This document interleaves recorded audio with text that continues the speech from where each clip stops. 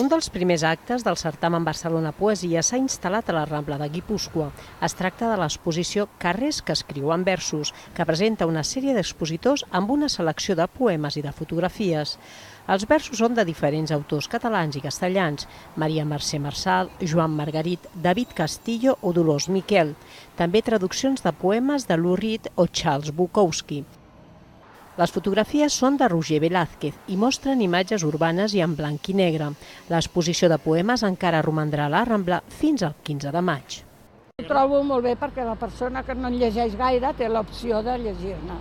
Jo és que llegeixo molts llibres en català i això, i m'agrada la poesia. Tot el que sigui coses per al barri i el tema de literatura sempre està molt bé, m'agrada molt. Es un detalle y una cosa que está bien, bueno, pues acercar un poco la poesía a la gente.